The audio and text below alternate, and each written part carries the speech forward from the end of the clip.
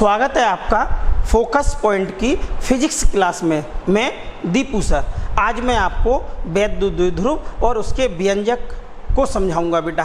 तो सबसे पहले हम लोग समझते हैं वैद्युत द्विध्रुव। ये वैद्युत द्विध्रुव क्या होता है?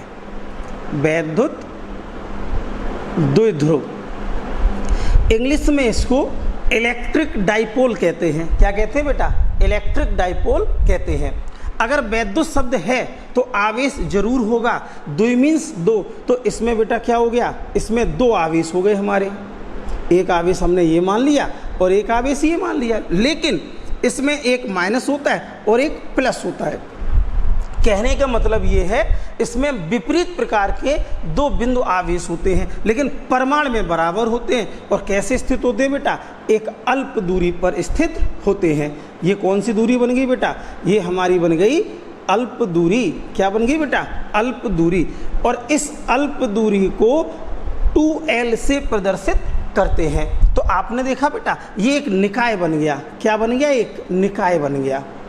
और कैसा निकाय है? ये ऐसा निकाय है जिसमें दो बराबर परंतु विपरीत प्रकार के बिंदु आवेश एक अल्प दूरी पर स्थित हों। द्वारा फिर परिभाषा बेटा समझना। ऐसा निकाय। कैसा निकाय? ऐसा निकाय। कैसा? ऐसा निकाय जिसमें दो बराबर परंतु विपरीत प्रकार के बिंदु आवेश एक अल्प दूरी पर स्थित हों, वो हमारा क्या कहलाता है बेटा? वैद्युत द्विध्रुव कहलाता है। द्वारा फिर ऐसा निकाय। कैसा निकाय? ऐसा निकाय जिसमें दो बराबर परंतु विपरीत प्रकार के बिंदु आवेश एक अल्प दूरी पर स्थित हों, वो हमारा क्या कहलाएगा बेटा? वैद्युत द्विध्रुव कहलाता है। द्वारा फिर ऐसा निकाय। कैसा निकाय? ऐसा निकाय जिसमें दो बराबर परंतु विपरीत प्रकार के बिंदु आवेश एक अल्प दूरी पर स्थित हों, वो क्या कहलाता है बेटा? वैद्युत द्विध्रुव कहलाता है। समझ में आई परिभाषा? लास्ट बार फिर बता रहा हूं। ऐसा निकाय। कैसा निकाय? ऐसा निकाय जिसमें दो बराबर परंतु विपरीत प्रकार के बिंदु आवेश एक अल्प दूरी पर स्थित हो, वो बेटा क्या कहलाता है? वैद्युत द्विध्रुव कहलाता है। वैद्युत द्विध्रुव कहलाता है।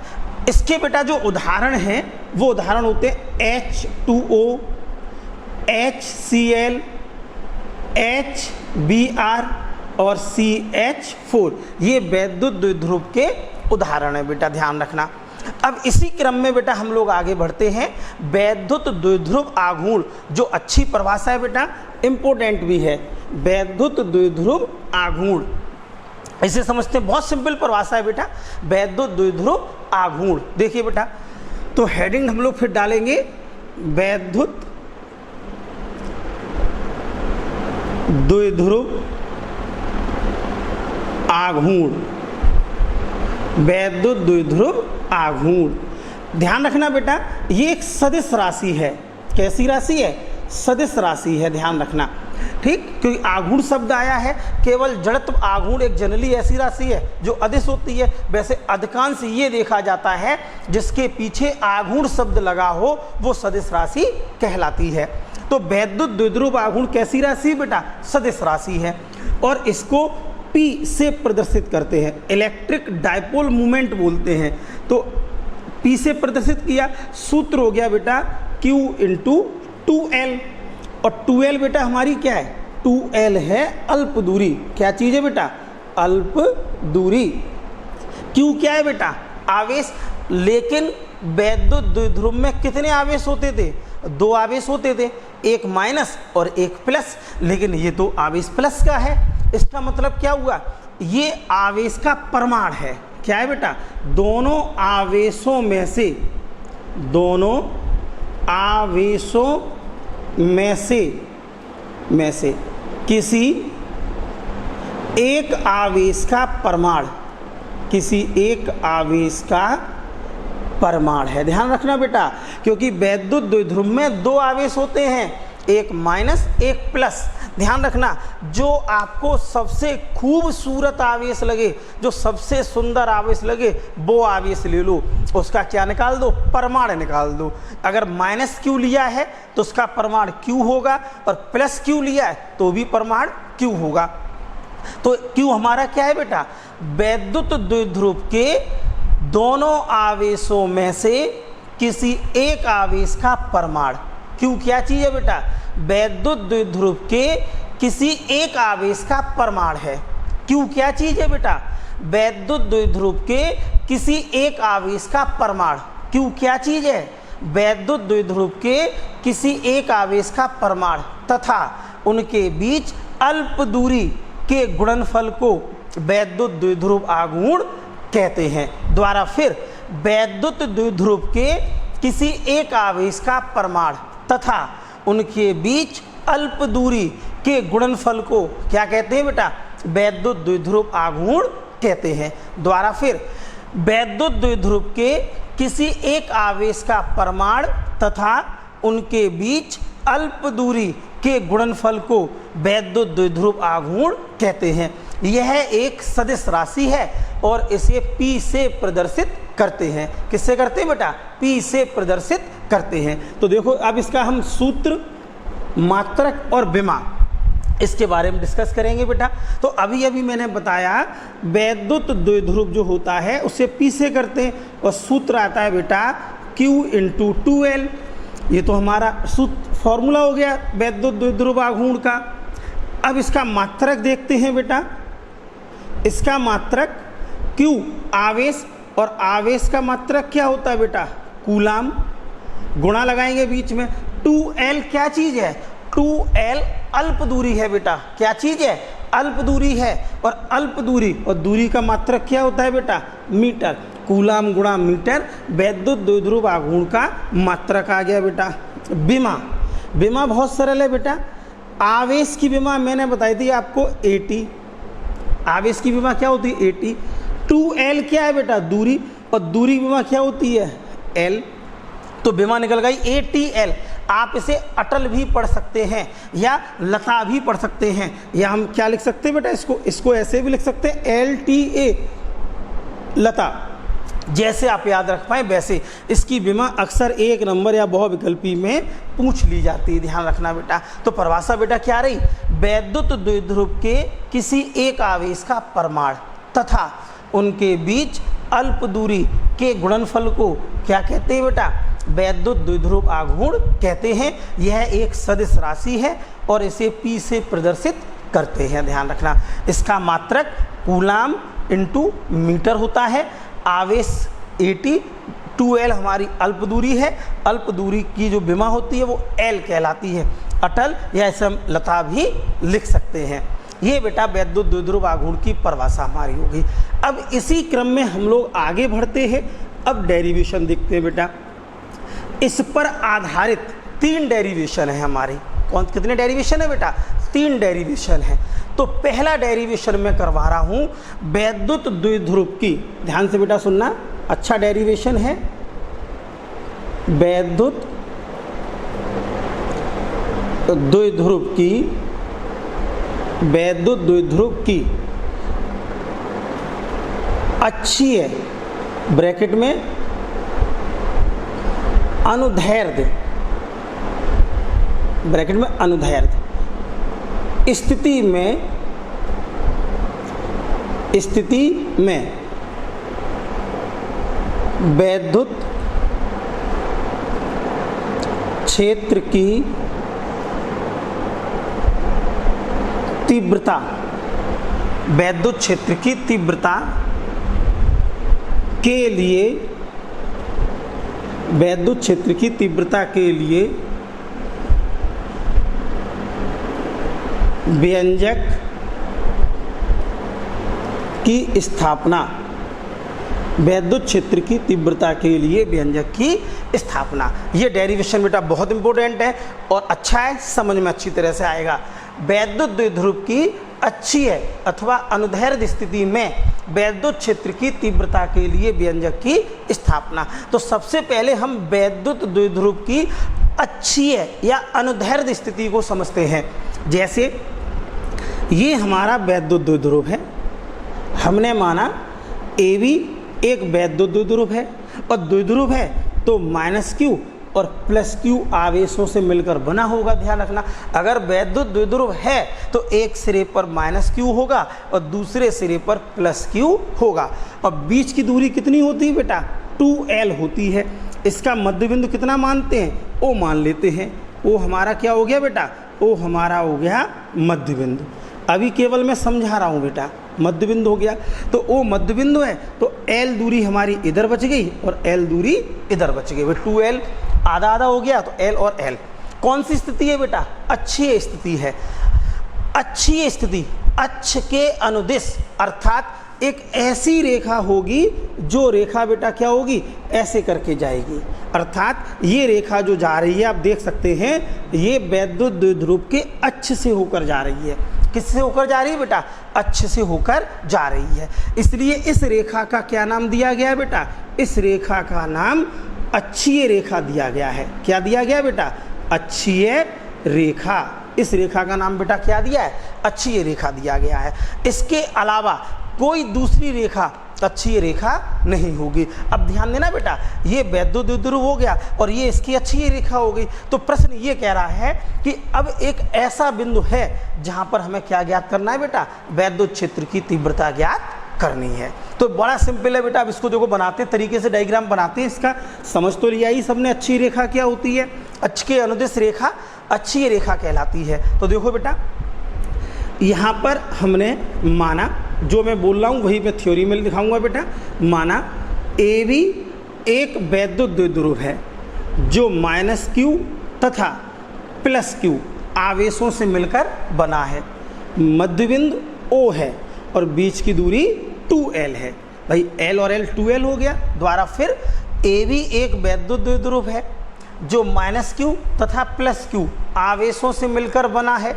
मध्य बिंदु O है, बीच की दूरी 2L है। L और L कितना हो गया बेटा? 2L। इसकी कौन सी रेखा? अक्षीय रेखा। तो जाहिर सी बात है बेटा, इसकी अक्षीय रेखा ये होगी। तो इसकी अक्षीय रेखा पर कोई बिंदु P है जिस पर हमें क्या ज्ञात करना है? वैद्युत क्षेत्र की तीव्रता ज्ञात करनी है। अक्षीय रेखा पर वैद्युत क्षेत्र की तीव्रता ज्ञात करनी है। प्रश्न ये आता है कि हमने ये पॉइंट इधर ही क्यों लिया? प्रश्न ये अपने आप में बहुत इंपॉर्टेंट है। भाई इस पॉइंट को हम इधर भी तो ले सकते थे, अच्छी रेखा इधर भी तो थी। तो बेटा इसका जवाब बड़ा आसान सा है। वैद्युत द्विध्रुव की अक्षीय रेखा में, कहीं लिख लेना, टॉप पर लिख लेना, कहीं ध्यान रखना, वैद्युत द्विध्रुव की अक्षीय रेखा जो होती है बेटा, उसकी वैद्युत क्षेत्र की तीव्रता जो होगी वो हमेशा माइनस आवेश से प्लस आवेश की ओर होगी। ध्यान रखना, माइनस आवेश से प्लस आवेश की ओर। तो इधर टाइप अगर ये वैद्युत द्विध्रुव हमारा ऐसा होता, ये माइनस क्यू और ये प्लस क्यू, तो अच्छी रेखा किधर होती बेटा? किधर हम तीव्रता निकालते? तो हम तीव्रता इधर लेते, क्योंकि माइनस से प्लस की ओर होती। ध्यान रखना, किधर होती है? माइनस से प्लस की ओर। या वैद्युत द्विध्रुव हमारा ऐसा होता, माइनस क्यू या प्लस क्यू। अब आप देख सकते हैं किधर होता बेटा? ये इधर हम निकालते। या तिरछा होता, ये रहा माइनस क्यू और ये क्या रहा बेटा? Plus Q. ये वैद्युत द्विध्रुव है। तो किधर बेटा आता? किधर तीव्रता आती है? अक्ष पर। तो तीव्रता हमें इधर निकालनी पड़ती। ध्यान रखना। तो ध्यान रखना, वैद्युत द्विध्रुव की अक्षीय स्थिति में वैद्युत क्षेत्र की तीव्रता सदैव माइनस आवेश से प्लस आवेश की ओर होती है। ध्यान रखना। तो ये बिंदु हमने कहाँ लिया? इस द्विध्रुव की अक्षीय रेखा पर ले लिया और इस पर हमें क्या ज्ञात करना है बेटा? वैद्युत क्षेत्र की तीव्रता ज्ञात करनी है। अब इंपॉर्टेंट लाइन, वैद्युत क्षेत्र की तीव्रता, तीव्रता एक सदिश राशि है और यहाँ कितने आवेश हैं बेटा? 2 आवेश हैं। तो जितने आवेश होंगे समझ लीजिए उतनी ही तीव्रता होगी, क्योंकि ये अपना क्षेत्र उत्पन्न करेगा और ये अपना क्षेत्र उत्पन्न करेगा। तो यहाँ पर हम सबसे पहले यहाँ पर क्या, कहीं भी बेटा ध्यान रखना, अगर वैद्युत बल निकालना है या वैद्युत क्षेत्र की तीव्रता की दिशा निकालनी है तो हमेशा उस बिंदु पर क्या मान लें? उस बिंदु पर हमेशा परीक्षण आवेश मान लें। और परीक्षण आवेश की प्रकृति सदैव कैसी होती है बेटा? धनात्मक होती है। परीक्षण आवेश की जो प्रकृति होती है वो धनात्मक होती है। अब देखेंगे ये भी प्लस और ये भी प्लस, दोनों में कमजोर कौन है बेचारा? ये। तो ये किधर भाग जाएगा, ये भाग जाएगा बेटा उधर साइड में ऐसे करके ये। तो ये जो तीव्रता होगी ई ए, ये किसके कारण हो गई, प्लस क्यू आवेश के कारण बिंदु P पर वैद्युत क्षेत्र की तीव्रता। समझ में आए बेटा, क्यों, किसी भी बिंदु पर अगर हमें वैद्युत क्षेत्र की तीव्रता ज्ञात करनी है तो उस बिंदु पर परीक्षण आवेश आप मान लीजिए, क्या मान लीजिए, परीक्षण आवेश। अब परीक्षण आवेश मूल आवेश के कारण जिधर भागेगा वही क्या कहलाएगी बेटा, वैद्युत बल की दिशा कहलाएगी और वैद्युत क्षेत्र की दिशा कहलाएगी, या वैद्युत क्षेत्र की दिशा को ही हम लोग क्या नाम दे देते हैं, वैद्युत क्षेत्र की तीव्रता कह देते हैं। तो प्लस क्यू आवेश, ये परीक्षण आवेश जिधर भागेगा वो दिशा बेटा क्या कहलाएगी, वैद्युत क्षेत्र की तीव्रता कहलाएगी। तो ई ए किसके कारण है, प्लस क्यू आवेश के कारण वैद्युत क्षेत्र की तीव्रता होगी, ध्यान रखना। अब हम इसके कारण देखते हैं, माइनस क्यू आवेश के कारण, ये माइनस क्यू और ये क्या है बेटा, प्लस क्यू। तो ये किधर भागेगा, ये इधर की तरफ जाएगा, भाई दोनों में ये प्लस और ये माइनस, आकर्षण बल लगेगा तो ये इधर की तरफ भागेगा। लेकिन ध्यान रखना है, जितना बड़ा हमने ये वेक्टर खींचा है ठीक उतना ही बड़ा हम इधर वेक्टर खींचेंगे, ध्यान रखना। इसे हमने माना ई बी, नहीं ई ए मान लीजिए, इसे मान लेते हैं ई बी। क्या मानते हैं बेटा, बी के कारण ई बी हो गया और ए के कारण क्या हो गया बेटा, ई ए हो गया, ध्यान रखना। समझ में आया। अब दोनों तीव्रताएं हमने निकाल ली। ई बी किसके कारण है, प्लस क्यू आवेश के कारण वैद्युत क्षेत्र की तीव्रता, और ई ए किसके कारण है, माइनस क्यू आवेश के कारण वैद्युत क्षेत्र की तीव्रता। अब इसे हम हटा देंगे, ये बेटा हमने निकाल दिया, ये हमारा डायग्राम बन चुका है। अभी पूरा नहीं हुआ, ध्यान रखना। अब हम क्या काम करेंगे, इस मध्य बिंदु से क्या काम करेंगे बेटा, इस मध्य बिंदु से बिंदु P तक की दूरी क्या मान लेंगे बेटा, R। हमने ये माना है मध्य बिंदु से P तक की दूरी R है। तो देखो बेटा, यहाँ से यहाँ तक की दूरी कितनी हो जाएगी, R माइनस L। कितनी हो जाएगी बेटा, R माइनस L। और यहाँ से यहाँ तक की दूरी कितनी है बेटा, R प्लस L हो जाएगी। कैसे हो जाएगी, अभी बता रहा हूँ। बिंदु O से P तक की दूरी हमने R मान ली है। अब यहाँ से देखनी है तो ये दूरी इतनी कम हो जाएगी इसमें, भाई R में से कितनी दूरी कम होगी, L। तो ये दूरी कितनी बची, R माइनस L बच गई। और ये दूरी यहाँ तक ही तो है। अब यहाँ से हमें दूरी चाहिए बिंदु A से, तो यहाँ से यहाँ तक की दूरी, क्योंकि ये दूरी और एक्स्ट्रा हो गई बेटा इसमें, इसलिए क्या हो गई, R प्लस L हो गई। तो ध्यान देना बेटा, ई बी किसके कारण तीव्रता है, प्लस क्यू आवेश के कारण तीव्रता है। ई ए किसके कारण तीव्रता है, माइनस क्यू आवेश के कारण तीव्रता है। R माइनस L क्या चीज़ है बेटा, ये दूरी है किससे, प्लस क्यू आवेश से बिंदु P तक की दूरी है। R क्या है बेटा, बिंदु O से P तक की दूरी, और माइनस क्यू से P तक की दूरी कितनी है बेटा, R प्लस L है। इतना पहले हम लोग समझेंगे। अच्छा डेरिवेशन है। अब मैं इसकी थ्योरी समझा रहा हूँ, बहुत सिंपल थ्योरी है, 4-5 लाइन है केवल, ध्यान से सुनना। माना ए बी एक वैद्युत द्विध्रुव है, ध्यान देना। माना ए बी एक वैद्युत द्विध्रुव है जो माइनस क्यू तथा प्लस क्यू आवेशों से मिलकर बना है। मध्य बिंदु O है, बीच की दूरी 2L है। इसकी अक्षीय रेखा पर, कौन सी रेखा पर बेटा, इसकी अक्षीय रेखा पर कोई बिंदु P है जिस पर हमें वैद्युत क्षेत्र की तीव्रता ज्ञात करनी है। बिंदु O से P तक की दूरी स्मॉल r है, ध्यान रखना। बिंदु O से P तक की दूरी स्मॉल r है। केवल मैं इतनी थ्योरी लिखाऊंगा। दोबारा फिर, माना AB एक वैद्युत द्विध्रुव है, माना AB एक वैद्युत द्विध्रुव है जो माइनस क्यू तथा प्लस क्यू आवेशों से मिलकर बना है। मध्य बिंदु O है, बीच की दूरी 2L है। इसकी कौन सी रेखा पर, इसकी अक्षीय रेखा पर कोई बिंदु P है जिस पर हमें वैद्युत क्षेत्र की तीव्रता ज्ञात करनी है। बिंदु O से P तक की दूरी कितनी है बेटा, स्मॉल r है। ये हमारी थ्योरी होगी बेटा। अब देखिए वही किस्सा बेटा, सूत्र बेटा, वैद्युत क्षेत्र की तीव्रता का जो फॉर्मूला होता है, कल बेटा हमने पढ़ा था, E बराबर 1/4 पाई एप्सिलॉन 0 के आवेश बटे दूरी का वर्ग। ये बेटा फॉर्मूला होता है हमारा वैद्युत क्षेत्र की तीव्रता, ध्यान रखना। अब प्लस क्यू के कारण निकालते हैं। बड़ा सिंपल सी थ्योरी है बेटा, प्लस क्यू आवेश के कारण, प्लस क्यू आवेश के कारण बिंदु P पर वैद्युत क्षेत्र की तीव्रता, बिंदु P पर वैद्युत क्षेत्र की तीव्रता। तो प्लस क्यू आवेश के कारण बिंदु P पर वैद्युत क्षेत्र की तीव्रता कितनी मानी है बेटा? EV हमने मान ली है। क्या मानी है? EV। सूत्र क्या होगा? 1/4 पाई एप्सिलॉन 0 के आवेश बटे दूरी का वर्ग। तो आवेश Q और दूरी कितनी है बेटा? प्लस Q आवेश लिया, यहाँ से यहाँ तक की दूरी कितनी है? R माइनस L का होल स्क्वायर। समझ में आई ये चीज़ बेटा? द्वारा फिर प्लस क्यू आवेश के कारण बिंदु P पर वैद्युत क्षेत्र की तीव्रता EV बराबर 1/4 पाई एप्सिलॉन 0 के आवेश बटे दूरी का वर्ग। ध्यान रखना। और कौन सा आवेश? प्लस क्यू आवेश।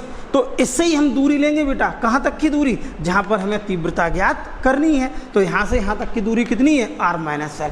एक चीज़ और बता दूँ, वैद्युत क्षेत्र की तीव्रता सदिश राशि है और सदिश राशि में दिशा और परिमाण दोनों आते हैं। दिशा हम यहाँ दिखा चुके हैं, इसलिए ये जो है बेटा वो परिमाण है और परिमाण सदैव प्लस में होता है। इसलिए चाहे यहाँ पर माइनस आवेश होता तो भी यहाँ प्लस आवेश आएगा, अगर प्लस आवेश है तो भी यहाँ पर क्या आएगा बेटा? प्लस आवेश ही आएगा। ध्यान रखना। ये चीज़ समझ में आ गई सभी के? इसे डाल देंगे समीकरण नंबर 1। अब किसके कारण बेटा? माइनस क्यू आवेश के कारण, माइनस क्यू आवेश के कारण बिंदु P पर वैद्युत क्षेत्र की तीव्रता। देखिए बेटा, तो माइनस क्यू आवेश के कारण बिंदु P पर वैद्युत क्षेत्र की तीव्रता हम लोगों ने मानी है बेटा EA। और क्या आएगा? 1/4 पाई एप्सिलॉन 0 के आवेश। अभी बताया था परिमाण आता है, तो माइनस क्यू का परिमाण होगा क्यू।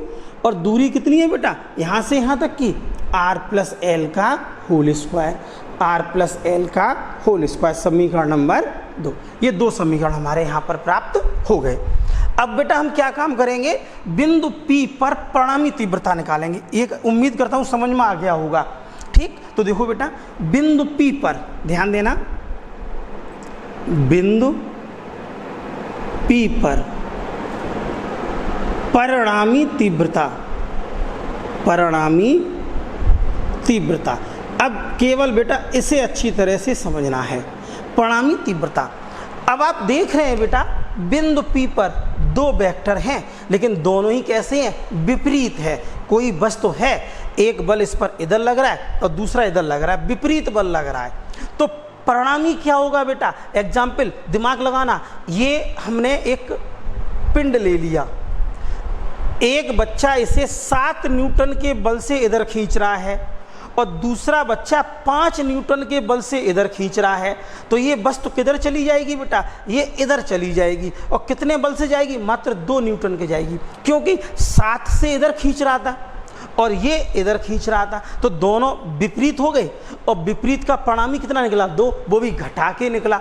और घटाने का रूल क्या था? ज़्यादा वाले में से कम वाले को घटा दिया था। उसी प्रकार से बिंदु P पर हमें परिणामी तीव्रता देखनी है, परिणामी तीव्रता।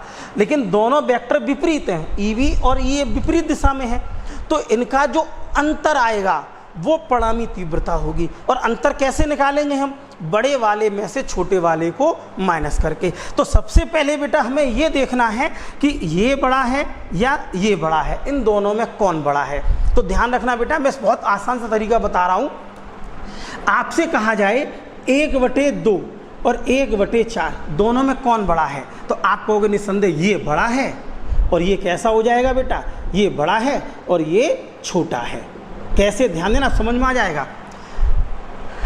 एक पिज्जा है, खाने वाले 2 तो ज़्यादा खाने को मिलेगा, और एक पिज्जा है खाने वाले 4, तो कम खाने को मिलेगा। भाई जहाँ ज़्यादा खाने को मिल रहा है वो बड़ा हो गया और कम खाने को मिल रहा है वो छोटा हो गया। लेकिन यहाँ पर आप देख रहे हैं जिसका हर डिनोमिनेटर, इसको हर कहते हैं, इसको भी हर कहते हैं। तो जिस भिन्न का, इस पूरे को फ्रैक्शन कहते हैं, भिन्न बोलते हैं बेटा। जिस भिन्न का हर छोटा होता है वो भिन्न बड़ी होती है, ध्यान रखना। और जिस भिन्न का हर छोटा होता है वो भिन्न, सॉरी उल्टा बोल गया मैं, दोबारा ध्यान देना। जिस भिन्न का हर छोटा होता है वो भिन्न बड़ी होती है, और जिस भिन्न का हर बड़ा होता है वो भिन्न छोटी होती है, ध्यान रखना। दोबारा फिर, जिस भिन्न का हर छोटा होता है वो भिन्न बड़ी होती है, और जिस भिन्न का हर छोटा होता है वो भिन्न बड़ी होती है, ध्यान रखना। ठीक है बेटा। दोबारा फिर, जिस भिन्न का हर छोटा होगा वो भिन्न बड़ी हो जाएगी, और जिस भिन्न का हर बड़ा होगा वो भिन्न छोटी हो जाएगी। तो इसी प्रकार से हम इन दोनों में देखते हैं कि इसमें किसका हर छोटा है। देखो 4 पाई एप्सिलॉन 0 के 4 पाई एप्सिलॉन 0 के बराबर हो गया। ये कितना था, r माइनस एल, क्यू और क्यू बराबर है r माइनस एल और r प्लस एल। तो क्या हुआ, ये कम हो गया, इसका हर कम है, तो ई बी कैसा हो जाएगा बेटा, ज़्यादा हो गया, और ये कैसा हो गया, कम हो गया। तो ये वाली भिन्न बड़ी हो गई और ये वाली भिन्न क्या हो गई बेटा, छोटी हो गई। दोबारा फिर समझना, r माइनस एल, इसका हर छोटा हो गया और इसका हर कैसा है, बड़ा है। जिसका हर छोटा होता है वो भिन्न बड़ी होती है, तो ई भी हमारा बड़ा हो गया और ये हमारा कैसा हो गया बेटा, छोटा हो गया। तो ई बी, तो ई बी में से क्या घटा देंगे बेटा हम, ई बी माइनस ई ए घटा देंगे। क्या करेंगे, ई बी माइनस ई ए। समीकरण 1 व 2 से मान रखेंगे बेटा, यहाँ पर समीकरण 1 व 2 से देखिए बेटा मान रखेंगे। तो देखो जरा, ई बराबर समीकरण 1 में 1/4 पाई एप्सिलॉन 0 के Q upon r minus L का होल स्क्वायर। ये चिन्ह माइनस का यहाँ लगा देंगे बेटा, तो 1/4 पाई एप्सिलॉन 0 के क्यू अपॉन ये आएगा r प्लस एल का होल स्क्वायर। ये चीज़ समझ में आ गई सभी के। अब इसका काम खत्म, अब इधर लिख दूंगा मैं बेटा, ध्यान देना। और चित्र का भी हमारा काम खत्म हो गया। देखिए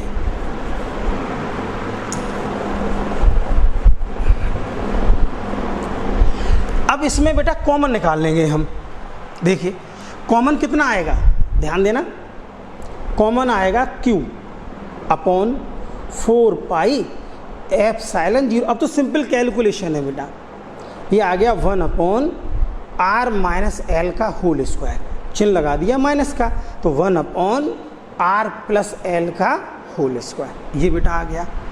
अब यहाँ पर एलसीएम ले लेंगे। क्या ले लेंगे बेटा, एलसीएम ले लेंगे। तो ई बराबर, ये तो चल ही रहा है, q अपॉन 4 पाई एप्सिलॉन 0 के। यहाँ पर एलसीएम कितना आएगा बेटा, r माइनस एल का होल स्क्वायर और r प्लस एल का होल स्क्वायर।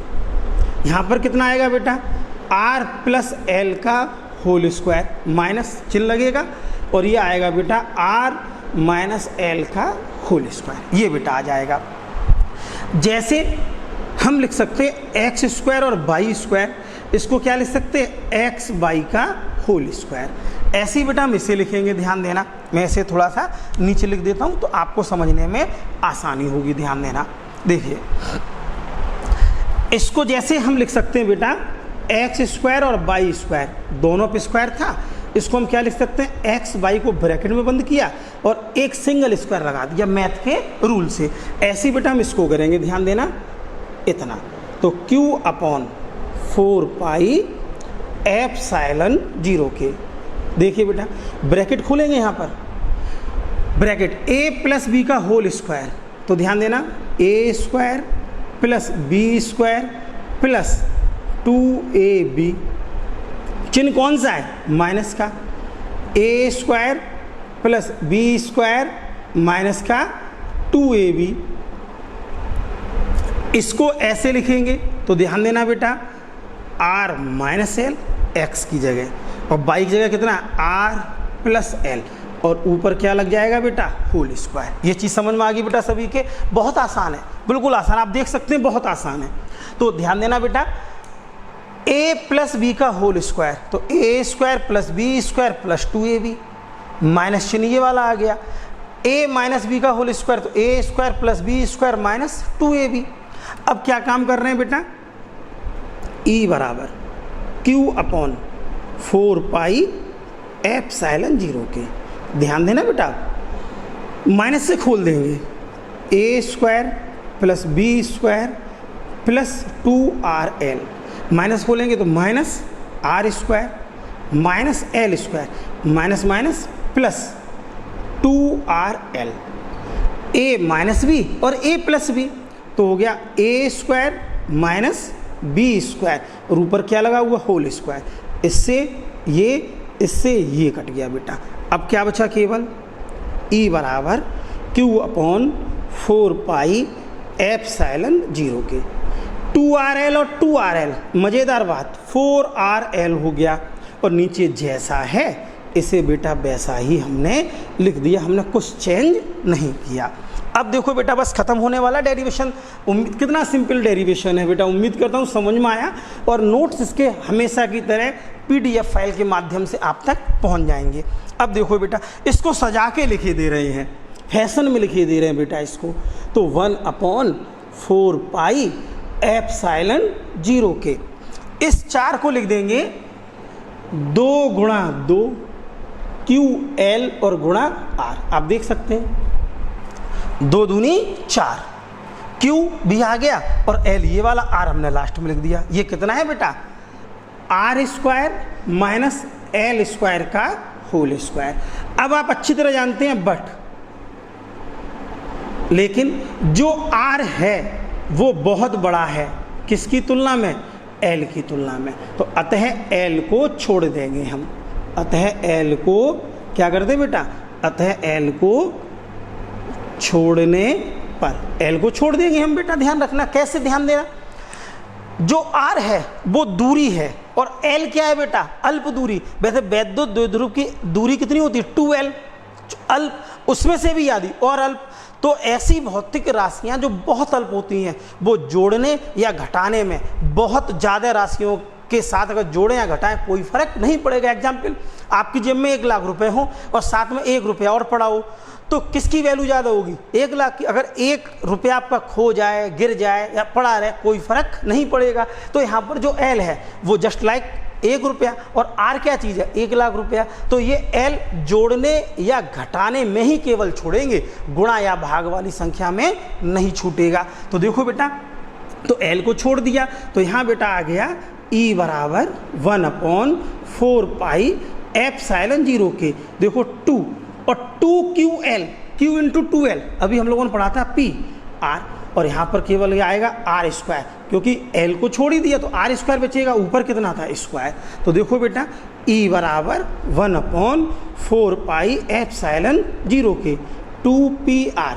और बटे 2 दूनी 4, 8 पे घात 4, कितने बार कट गया ये, 3 बार। तो ये बेटा आ गया E बराबर 1/4 पाई एप्सिलॉन 0 के 2p/r पे घात 3। ये डेरिवेशन जो आपका बेटा आया है वो वैद्युत द्विध्रुव की अच्छी रेखा के लिए आया है।